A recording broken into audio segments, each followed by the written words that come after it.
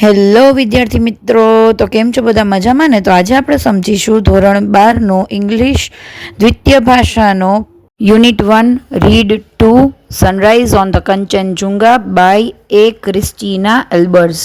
આપણે read 1 complete કર્યું છે. હવે આપણે કરશું read 2 sunrise on the Kanchenjunga. કોના દ્વારા લખાયેલ છે? એ ક્રિસ્ટીના એલ્બર્સ. સનરાઈઝ એટલે કે સૂર્ય ઉગવું, કંચનજુંગા એટલે કે એક જગ્યાનું નામ છે કે જે હિમાલયમાં આવેલી છે. The vapours rise to the morning skies. Vapours એટલે કે શું થાય? ધુમ્મસ. વેપર્સ એટલે શું થાય? ધુમ્મસ. ખરેખર વેપરનો અર્થ થાય વરાળ, પણ આની અંદર વેપરનો અર્થ થશે ધુમ્મસ. To the morning skies. Rise, પહેલાં રાઇઝ એટલે શું થાય? ઉદય થવો, ઉગવું.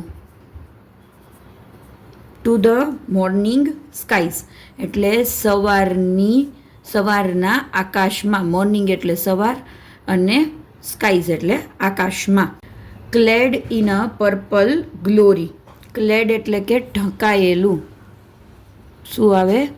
ઢંકાયેલું. ક્લેડ એટલે ઢંકાયેલું. પર્પલ એટલે કે જાંબલી. જાંબલી રંગ હોય ને એ. ગ્લોરી એટલે કે સુંદરતા. એટલે કે કેવી રીતે ઢંકાયેલું? તો આખો પહાડ ઢંકાયેલો છે. આ ત્રણેય જે લાઈન આપેલી છે એનો અર્થ એમ થાય કે સવારના આકાશમાં, મોર્નિંગ સ્કાઈઝ, સવારના આકાશમાં જાંબલી સુંદરતામાં. કેવી સુંદરતા? તો જાંબલી. આચ્છાદિત ઝાકળ ભર્યા ધુમ્મસનો ઉદય થાય છે. આચ્છાદિત એટલે કે આખું ઢંકાયેલું, ઢંકાયેલા ઝાકળ ભર્યા ધુમ્મસનો ઉદય થાય છે.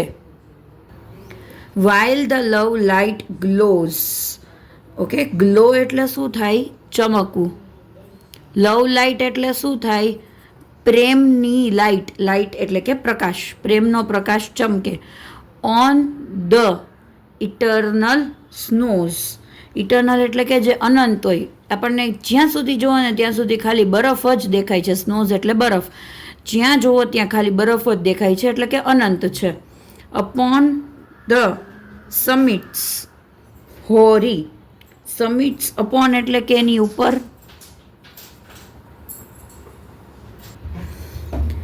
સમિટ્સ એટલે કે શિખરો. જે ઉપરના શિખરો આપણને જોવા મળે છે તે. અને હોરી એટલે કે સદીઓ પુરાણું, સદીઓ જૂનું. એકદમ જે જૂના શિખરો છે એ જે આપણને ઉપર જોવા મળે છે એની વાત થાય છે. તો આ ત્રણેય લાઈનનો અર્થ શું થાય? કે જ્યારે પ્રેમનો પ્રકાશ, લવ લાઇટ ચમકે છે સદીઓ પુરાણા શિખરોની ટોચ પર રહેલા જે શાશ્વત બરફ છે. શાશ્વત એટલે કે અનંત જે બરફ છે એની ઉપર. Okay. And the Himalayas queen. Himalaya પહાડનું નામ છે. ક્વીન એટલે કે રાણી. કામ એન્ડ સિરીન. કામ એટલે કે એકદમ શાંત, અને સિરીન એટલે કે ગંભીર. કામ એટલે કે શાંત અને સિરીન એટલે કે ગંભીર. Returns the heavens greeting. Returns એટલે કે પાછું લઈ આવવું. હેવન એટલે કે સ્વર્ગ. હેવન એટલે શું થાય? સ્વર્ગ. અને ગ્રીટિંગ એટલે કે શુભેચ્છા. એટલે કે હિમાલયા શું કરે છે? શુભેચ્છા પાછી. એટલે કે એનો અર્થ શું થાય? શાંત અને ગંભીર એવી હિમાલયાની રાણી સ્વર્ગીય શુભેચ્છાઓને, સ્વર્ગની જે શુભેચ્છાઓ છે તેને પાછું એટલે કે પરત પાઠવે છે, પાછી મોકલે છે. રિટર્ન્સ એટલે પાછી મોકલે છે. In robes of white. Robes એટલે કે વસ્ત્રો. કયા રંગના વસ્ત્રો? વ્હાઇટ. વ્હાઇટ એટલે સફેદ. સફેદ શું કામ? તો પહાડ ઉપર છે ને બરફ કેવો છે? સફેદ રંગનો. બેથડ ઇન ગોલ્ડન લાઇટ. ઓકે, કેવા રંગમાં નહાયેલું દેખાય છે? બેથડ એટલે નહાયેલું. ગોલ્ડન એટલે કે એકદમ સોનેરો જે રંગ હોય, સુનેરો પ્રકાશ હોય, એમાં નાઈલો હોય ને એવો લાગે છે પહાડ. Where earth and sky are meeting. અહીંયા શું લાગે? અર્થ એટલે કે પૃથ્વી. જ્યાં પૃથ્વી અને આકાશ બંને મીટિંગ એટલે મળતા હોય એવું લાગે છે. આનો અર્થ શું થાય કે જે સોનેરી પ્રકાશથી નીતરતા શ્વેત વસ્ત્રોમાં સજ્જ. કેવા વસ્ત્રોમાં સજ્જ છે? શ્વેત વસ્ત્રોમાં સજ્જ છે, સોનેરી પ્રકાશથી નહાયેલા છે. ઓકે, જ્યાં પૃથ્વી અને આકાશ મળી રહ્યા છે. And the morning dews. Dew એટલે શું થાય? ઝાકળના બિંદુઓ. ઝાકળના બિંદુઓ. એન્ડ મેલો હ્યુઝ. મેલો એટલે કે જે નયનરમ્ય રંગોથી ભરપૂર હોય. ઓકે, અને હ્યુઝ એટલે રંગછટા. રંગછટા આવી ગયું. મેલો એટલે કે નયનરમ્ય હોય. કેવું હોય? નયનરમ્ય. Paint her cheeks with fairy fingers. Paint એટલે કે શું થાય? કે રંગવું. ચીક્સ એટલે કે ગાલ. શેનાથી? તો ફેરી એટલે કે પરી અને ફિંગર્સ એટલે આંગળીઓ. પરીની આંગળીઓ વડે રંગતા હોય એવું લાગે છે. પરી અને આનો અર્થ થાય આંગળીઓ. ઓકે, ત્રણેય લાઈનનો અર્થ શું થશે? સવારનું ઝાકળ અને તેના સહજ રંગો જાણે કે તેના ગાલને કોમળ આંગળીઓથી રંગી રહ્યા હોય. પરીની આંગળીઓ કેવી હોય? એકદમ કોમળ. એટલે એકદમ કોમળ આંગળીઓથી રંગી રહ્યા હોય એવું લાગે છે. સવારના જે ઝાકળના બિંદુઓ એકદમ નયનરમ્ય છે, રંગોથી ભરેલા છે. While over the reels. Reels એટલે કે નાના ઝરણાઓ. રીલ્સ એટલે કે નાના ઝરણાઓ. ઓકે, નાના ઝરણાઓની ઉપર. And the sun kissed hills. Sun kissed hills એટલે પહાડો, અને સન કિસ્ડ એટલે છેક સૂર્ય સુધી જતા હોય અને અડતા હોય એવું લાગે છે. The love light gently lingers. Gently એટલે કે એકદમ સહજતાથી, એકદમ ધીમેથી, સહજતાથી. અને લિંગર્સ એટલે કે એક જગ્યાએ લહેરાવું, લહેરાય છે. ઓકે ઓકે, હવે આ ત્રણેય લાઈનનો અર્થ શું થશે?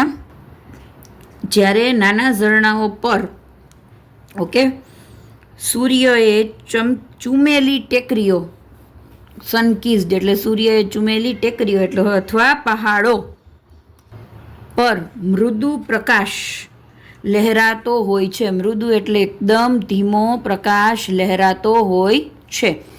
And the breaking day. Okay, and the breaking day. Breaking day એટલે જે દિવસનો ઉદય થતો હોય. બ્રેકિંગ ડે એટલે કે દિવસનો ઉદય. સેન્ડ્સ ધ ફર્સ્ટ ફેઇન્ટ રે. ફેઇન્ટ એટલે એકદમ ઝાંખું, રે એટલે કિરણ. એટલે સૂર્યનું કિરણ એકદમ કેવું આવે છે? ઝાંખું. Okay, of loves undying fountains. શેના? તો પ્રેમના. અનડાઈંગ એટલે કે અનંત, કોઈ દિવસ મૃત્યુ ન પામે તેવા. અનંત. ફાઉન્ટેન્સ. ફાઉન્ટેન્સ એટલે કે ફુવારાઓ, ઝરણાઓ. Okay, while the heart feels the thrills. feels એટલે કે મહેસૂસ કરવું. ઓકે, થ્રિલ્સ એટલે કે રોમાંચ. જે હૃદય છે ને એ રોમાંચ અનુભવે છે. Of the voice from the hills એટલે કે જે ટેકરીઓ, પહાડો ઉપરથી જે અવાજ આવે છે ને એનો એકદમ રોમાંચ અનુભવે છે. એન્ડ ધ સોલ. સોલ એટલે કે આત્મા. That dwells. ડ્વેલ્સ એટલે કે વસવાટ કરે છે, ત્યાં રહે છે. ક્યાં રહે છે? તો ઇન ધ માઉન્ટેન્સ. માઉન્ટેન્સ એટલે પહાડો પર. માઉન્ટેન્સ એટલે પહાડો. આ પાંચેય લાઈનનો અર્થ થશે કે જ્યારે દિવસનો ઉદય થાય છે, અમર પ્રેમના ઝરણા પહેલી કિરણ મોકલે છે, કેવી તો ઝાંખી કિરણ મોકલે છે, ત્યારે હૃદય રોમાંચ અનુભવે છે. એ અવાજ સાંભળીને પર્વત શિખરોથી આવે છે.